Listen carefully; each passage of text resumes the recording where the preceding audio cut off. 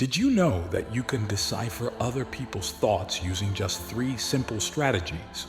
Let's take a look at what these strategies are and how to apply them. These skills are essential to overcoming any circumstance because by mastering them, interpreting and understanding other people's thoughts is greatly simplified. Consider a story with a Stoic theme that illustrates how to decipher other people's thoughts. The story unfolds like this. In an ancient village lived 2 brothers. The older one was blind and spent most of his time at home, while the younger one practiced farming. Often they found their field being ravaged by wild animals. The younger brother, concerned about this situation, finally came up with a solution. He thought, why not ask my blind brother for help in scaring the animals away from the field?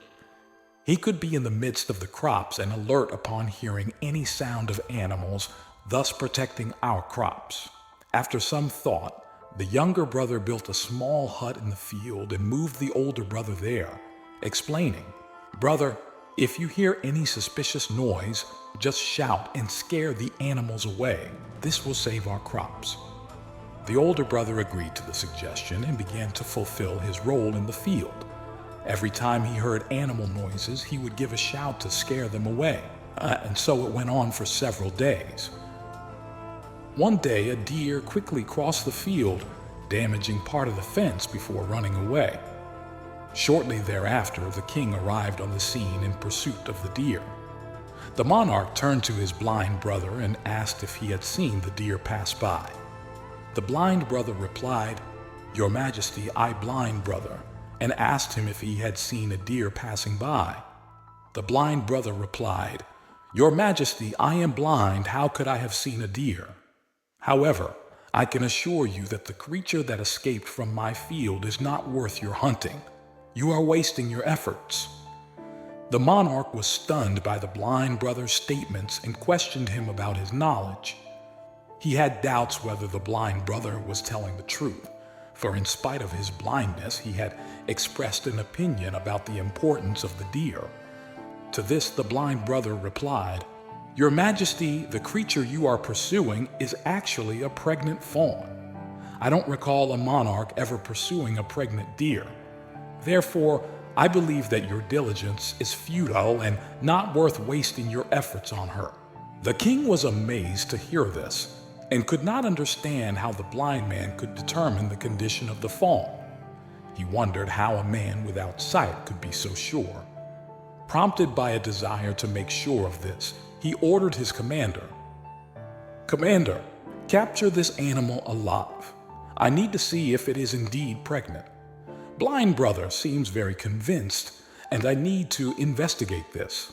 Please go and confirm her condition." The commander received the king's orders and set off. When he returned, he confirmed to the king that the blind brother was right and that the fawn was indeed pregnant. The king, full of amazement, could not understand how the blind man knew that the fawn was pregnant. He wondered how the blind man could have known it, how he could have been so sure. Questioning the blind brother to clear up the mystery, the king said, "I may doubt that you are indeed blind, but I have come to ask you a question. Are you willing to give me a truthful answer?" To this, the blind brother replied, "Your Majesty, ask anything and I will answer with complete sincerity." The monarch said, "You are a man of outstanding insight and seem to have a deep understanding of various matters. I summoned you today to find out if my consort is cheating on me." The blind brother replied, "Your Majesty, what made you ask such a question? Your union has been long-lasting for many years. Why do such doubts arise in your mind now?" However, the king insisted, saying, "You must answer this question or else you will face the death penalty." The blind brother expressed, "Your Majesty, to give you the answer you seek, I need you to grant one request of mine." The king asked, "What is it about?" The blind brother replied, "For that I need to be alone in a room with your wife." At first the king was displeased with this suggestion, but finally agreed and ordered his commander to leave the blind brother and the queen alone in the room. At this point, the blind brother expressed his intention to make physical contact with the queen. The queen reacted with anger to such a statement and attacked the blind brother with violence, using her limbs and all of her strength. After the conflict, the blind man was able to escape and appeared before the king. The blind brother then informed the king, "Your Majesty, your wife is not faithful to you." The enraged king drew his sword and marched toward the queen, warning that any lie would result in her execution. The question was about the queen's fidelity, to which she replied, "Your Majesty, you may take my life, but I have not been faithful." The king was relieved, confirming the truthfulness of his blind brother's words. When he heard this, he quickly approached the blind brother and asked him how he knew about his wife's adultery. The blind man replied, "Your Majesty, it was very simple. I mentioned to your wife my desire to touch her, and her reaction was so furious that she began to attack me. Instead of rejecting, she chose violence, touching me in the process. Now tell me, how can a woman be faithful who reacts this way?" Impressed by the blind man's insight, the king exclaimed, "Your insight is admirable. Let's continue. Give the correct answer to the other question, and you will be set free," the king asked. "Tell me, am I really the son of my father or of another man?" To which the blind brother replied, "Your Majesty, why are you troubled by such a question? The origin of your parents is irrelevant. You are the lord of this land. Let such a concern dissolve." Nevertheless, the king insisted, "No, I need a concrete answer. Otherwise, doubt will consume me. I want to know the truth." The blind brother replied, "Your Majesty, I can reveal your lineage to you right now, but first I need your promise that you will not react with anger." The king assured, "I promise not to be angry with you." Then the blind brother revealed, "You are indeed your father's son, but you have also been influenced by a greedy merchant." Hearing this, the king immediately turned to his mother and asked, "Mother, please tell me the truth. Am I really my father's son or another? If you don't tell me, I will renounce my existence right here." The king's mother replied, "Son, you are indeed your father's descendant, but you are also under the influence of a greedy merchant."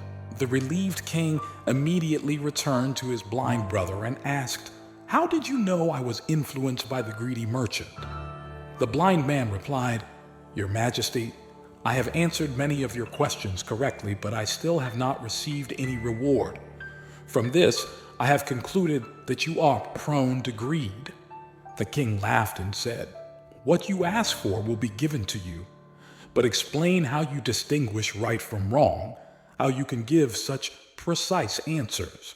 The blind brother said, "Your Majesty, my blindness is congenital. If I had sight, I could easily understand other people's thoughts. The mind has its own language reflected in bodily movements. By observing eyes, lips, and gestures, one can understand what is going on in a person's mind. But being blind, I perceive through action.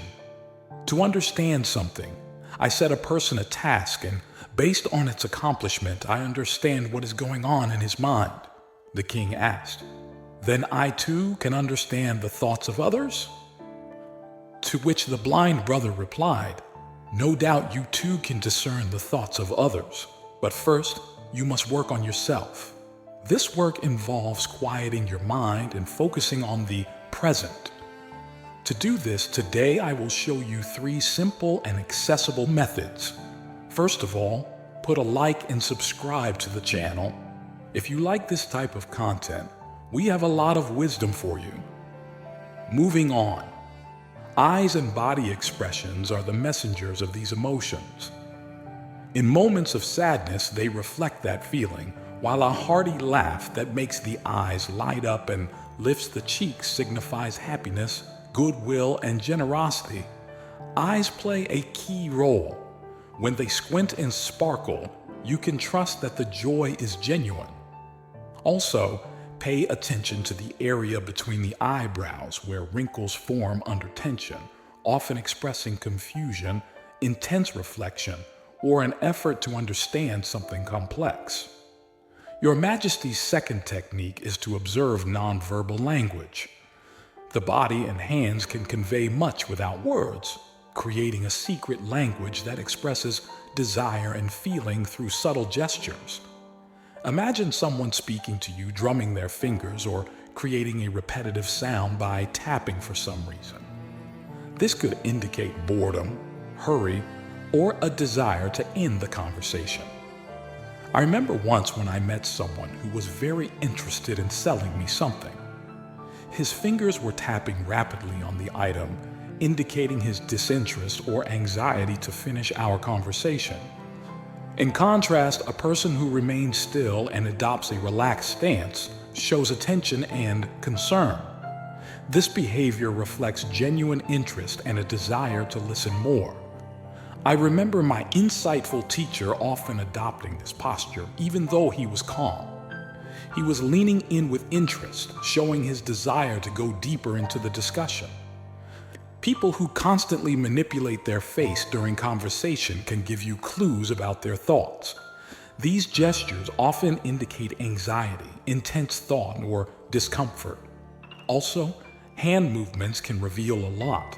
For example, if someone quickly touches their nose during a conversation, it may suggest that they are lying or not being completely honest. Paying attention to how they react to our words and understanding what is going on in their minds can help interpret their thoughts. Before proceeding, however, it is crucial to focus your attention on the present. This is the only way you will be able to observe all of these behaviors, interpret them, and understand what is going on in the other person's mind. If you get stuck thinking about the past or worrying about the future, you will never be able to grasp the body language of the other person and therefore will not understand their thoughts. Now, Your Majesty, let's move on to the third technique. Before I reveal it, it is important that you focus your mind. By directing our attention to the present moment, we can understand the thoughts of others, especially when they are also focused on the here and now.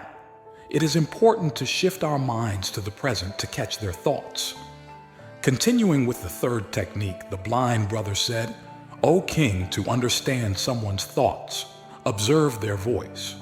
The voice can give away a lot about what a person is thinking and feeling. Fast, disorganized speech can give away a lot about what a person is thinking and feeling. Fast and disorganized speech can indicate nervousness, anxiety, or agitation. On the other hand, someone who speaks slowly and relaxed is probably calm and collected. In addition, pay attention to the tone of voice. A loud and shrill tone may express anger or frustration, while a soft and calm tone suggests peace and relaxation. I remember talking to someone who claimed to be happy, but his voice was strained and loud. This contradiction caused me to doubt his true joy. The voice can also express emotion, as in cases of sighs, screams, or hearty laughter. Paying attention to how words are articulated and tone is used, and you will have no trouble understanding the thoughts of any person. However, remember that you must first focus your mind on the present. Only in this way will you be able to observe, interpret, and perceive what is going on in the other person's mind. In this way, you will be able to recognize their thoughts and enrich your existence. Thank you for watching this video, and I hope you find these tips valuable. Consider sharing it with those who need to see it and express yourself in the comments, for wisdom must be shared in order to flourish. Comment, "I am a Stoic," and I will know you have reached the end. Now, do you choose the path of Stoicism, right or left?